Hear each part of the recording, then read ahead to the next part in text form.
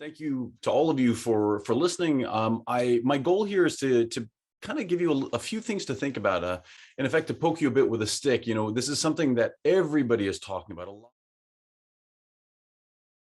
We have a tendency to say, okay, so what's the answer? How do we do this? What's the magic secret sauce, right? You do these 5 steps and you have nailed flexibility. That's just not the way it's going to work. And part of that's because this is also a moving target. There are many different flavors of flexibility and variants in terms of, are you giving people autonomy, right? Does Daniel get to choose when he does his flexible working, or is that mandated? Do you say, look, you get the flexibility of working in different places, but we tell you when?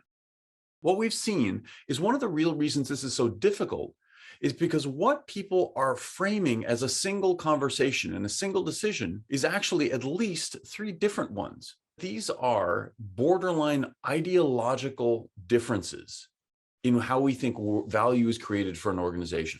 I guarantee every one of you can think of, or is, somebody in your organization who says, look, all that matters, get rid of all the fluffy stuff, deliver. I'm also sure that you know somebody who would say, look, give me the right team, I can solve anything, whether it's operations, whether it's sales, marketing, you name it, it's the people. And you also know somebody, or are somebody, who says, look, strategies come and go, people may leave, but there's something special about who we are here in this organization that sets us apart. That makes it really hard to easily resolve any of these challenges. When it comes to flexibility, unfortunately, one size fits none. And that's what a lot of organizations are really starting to see. For obvious reasons, for a lot of organizations, when they said, okay, how are we going to do this? They said, look, we're going to do a top-down rollout.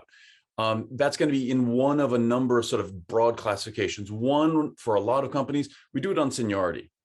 Other organizations do it more based on the work. One of the things that I have been arguing and working on with a lot of companies is, how do you start creating something that is more customized, that is more contingent? Because that's what we need. We need a contingent model that allows us to think not about, are we a remote shop or not? It's actually designing work differently in order to account for the way in which flexibility is changing what we need to do. One of the things that's very powerful is the idea of design thinking, right? And what I mean by that is iterative, ongoing design. We can apply those same ideas to designing how we work. We have a tendency to assume, look, we've got to figure out what's the answer now, then we're going to put it in place, we're going to do it, and then we're going to be good.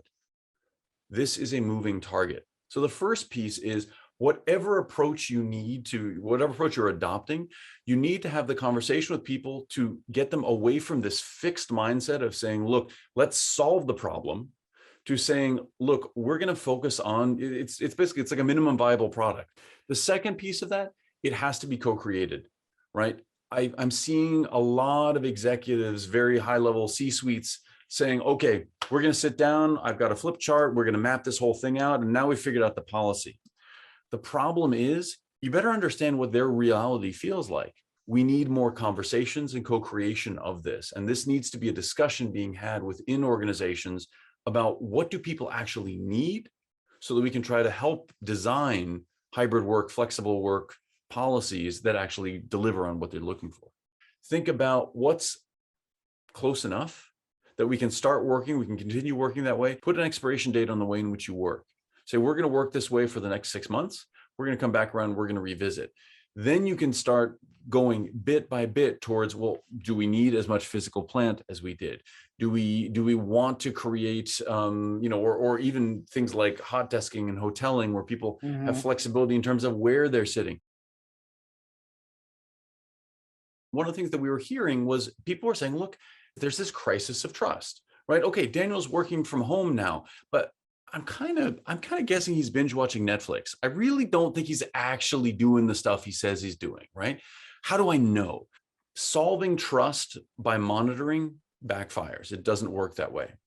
What we need to do is start thinking about where trust comes from. Trust fundamentally is about predictability. We need to start thinking about, how can we make sure that we're providing evidence of behavior, evidence of trustworthiness.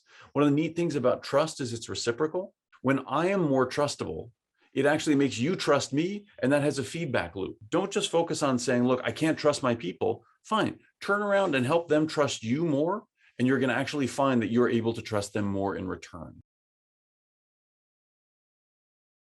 We always think we understand people's scenarios much better than we actually do. First thing, you got to have some conversations. Now, what I encourage people to do is you need to get this stuff concrete, and you need to think, and you need to move out of the space of just saying, okay, Daniel, so how much flexibility do you want? Because now I'm assuming, when I ask a question like that, I'm assuming you know, and I'm assuming you're correct, right? The much more effective thing is to say, look, we're going to approach this like, well, like scientists. So we're going to say, okay, so what are the challenges you are most facing? Go bottom up from the experience people are having. So have a meeting. One of the things I've done in some organizations, right? We sit down, we get together in a room, and we start talking about what have been the biggest pain points for you in this past year. And let's just get those up on a board. What have been the biggest positive surprises for you this year?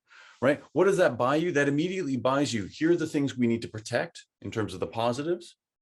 Here are the things that we need to try to see, how can we address? Start looking for some consistent themes, right? This is 80-20 rule. Look for the big hits. Like I said, it's not one size fits all, but you can certainly aim for the things that are going to affect and benefit the most people.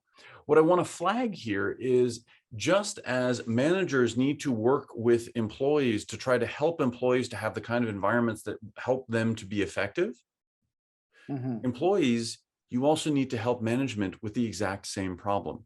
Recognize, look, management needs to know what's going on.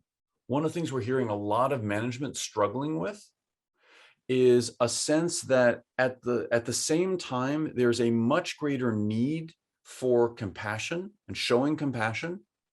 And at the same time, just as high, if not higher, needs for performance.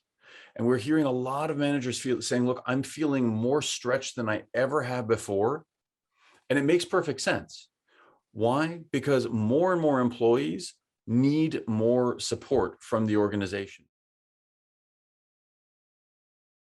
One of the things that we have absolutely seen is a weakening of the boundaries between work and rest of life. One of the things for people to really think about is those boundaries serve a purpose. One of the most consistent messages when I ask people, so what have been the benefits of this whole thing? People say, I don't have to commute. Oh man, I have saved myself so much time. But we have to recognize that that stuff comes with some real value. Those transitions actually helped us to separate. One of the things we need to think about is, how do we even artificially recreate the boundaries that we've lost? Equity is a very big challenge. And this is something that I think a lot of people need to be thinking about. You know, if you're the boss and you're working Monday, Wednesday, Friday in the office, and you have two employees, one who works Monday, Wednesday, Friday, and one who works Monday, Tuesday, Thursday, you have to recognize you have 60% more, 66% more time face-to-face with that person who it has no particular difference other than their schedule happens to align. When it comes time for performance reviews, when it comes time for these sorts of things, we have to put some processes in place to make sure that we stay fair.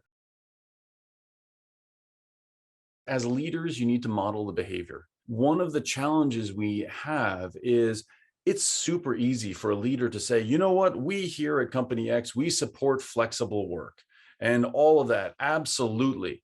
And yet when it comes time for evaluation time, somebody's going around going, you know, I really don't see Daniel around much at all.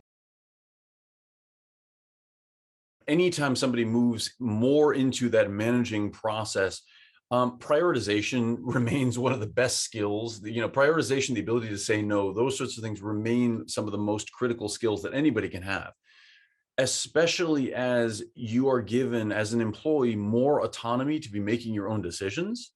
You really need to be able to make those decisions when the stuff gets tough. Although it's not a skill that a lot of people think about, perspective taking is going to be one of the most critical managerial skills going forward. The ability to really understand the experience of others, both in terms of the way in which they're working, in terms of the demands, the needs, and these sorts of things. That side of one's job as a leader, as a manager, is going to remain, and I would argue become increasingly important in terms of your ability to help your employees cope with all the uncertainty. Uncertainty is one of the things that we as a species don't deal with very well.